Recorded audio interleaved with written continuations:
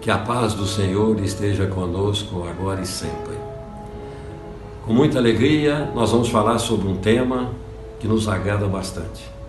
Como e por que surgiu a ideia da construção e funcionamento da Fraternidade Espírita Casa do Caminho?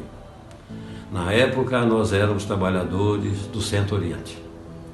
E fomos levados lá pela fundadora do Centro-Oriente no plano espiritual, que é a nossa querida irmã Sheila. E lá chegando, ficamos durante algum tempo, e até que começaram a surgir aquele pensamento da própria casa, porque às vezes a gente pensava num trabalho um pouco diferente. Eu sempre fui muito voltado a lidar diretamente com as pessoas. Eu gosto de conversar com pessoas, porque eu sou gente, eu sou pessoa, eu sou povo, e eu gosto do povo.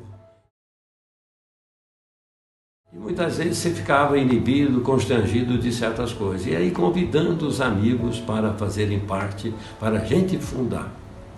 E aí convidamos vários amigos, inclusive aquele irmão que trabalhou conosco muito tempo, que é o Jair, ele foi convidado, outros mais foram. E aí convidei dois irmãos, Pedro Pimentel e Antônio Pimentel. O outro que era o dirigente da reunião que nós convidamos foi exatamente Antônio Ítalo Lisa, da família italiana, que trabalhava lá na casa, era até dirigente de uma reunião mediúnica lá, de terças-feiras. E ele aceitou prontamente. E eu lembro muito bem, na época, ele já disse para mim, será que isso não é fogo de palha? Quer dizer, começa e para, né, paralisa. Eu falei, não, pelo menos eu não pretendo parar. E aí todos concordaram e assim começamos a pensar. E aí quem nos ajudou muito na época foi João Nunes Maia, o Nunes. Na casa dele, às vezes lá na casa às vezes dentro de carro, às vezes trabalhando lá no Centro-Oriente, ele participava, ia lá de quando em vez, mas ele já tinha a casa dele, que é a SEMAN, Sociedade Espírita Maria Nunes. E nós simpatizamos e gostamos de trabalhar ao lado dele, tanto é que fizemos viagem até para Alcobaça para trabalharmos juntos. Eu cheguei a dormir na casa dele, na Rua Esmaltina, tanta amizade e simpatia que houve entre nós. Muito bem, João Nunes Maia então nos ajudou, e ele era um médium, trabalhador, escreveu várias obras, e naquela época ele tinha muita facilidade de receber José Horta, que é o nosso Monsenhor Horta. E certa vez, quando nós estávamos pensando em fundar a instituição, aí começamos a preocupar com o nome. E aí o Monsenhor Horta falava que seja uma casa muito boa, que a casa seja o caminho da liberdade, o caminho da solidariedade, da caridade, da fraternidade, enfim, de tudo. E aí eu ainda perguntei, mas escuta, é Casa do Caminho? Ele falou, puxa vida, até que você custou entender, mas entendeu. E estava brincando, né, comigo. Esse é o Monsenhor Horta, hein, da Igreja Católica. E aí sim compramos o lote, e esse lote tem uma história, porque na época nós conseguimos um valor, que foi feito uma tarde fraterna de salgados lá na Sociedade Espírita Maria Nunes, e nós conseguimos levantar 50 mil naquela época, que eu não me lembro de era real não, que era cruzeiro, ou então era uma outra moeda que eu não sei, tinha o RV, tinha mais não sei o quê, mas nós conseguimos 50, que era 1/5 do valor do terreno.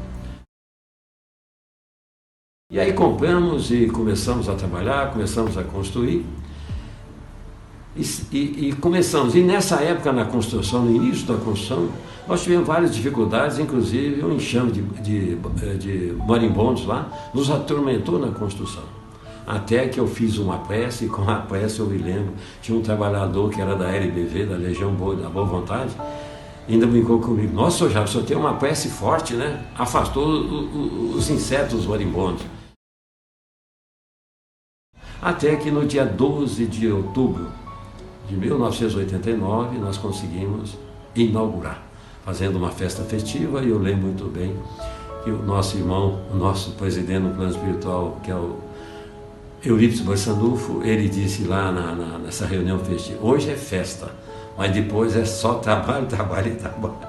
E não deu outra, só começamos a trabalhar e nunca paramos de trabalhar, e a Casa do Caminho está aí. Mas nós tivemos muita coisa, na construção a parede estava caindo, nós forramos a parede, seguramos a parede, os pedreiros mesmo falavam, o seu Lito, que era o pedreiro-chefe, falava assim, já isso aí vai cair tudo, a hora que tirar essas escórias, cai tudo. Falei, vamos deixar nas mãos de Deus, seja feita a vontade dele. Isso foi num sábado, e a nossa irmã Terezinha Chedid, que muito nos ajudou, e na época trabalhava lá conosco, e aí então ela fazia os mutirões, e nós estávamos trabalhando na base do mutirão, porque não tinha nem dinheiro para pagar pedreiro. Quando foi na segunda-feira, o nosso irmão pedreiro foi lá, seu Milton, para ver, tirar as escórias e ver a parede cair.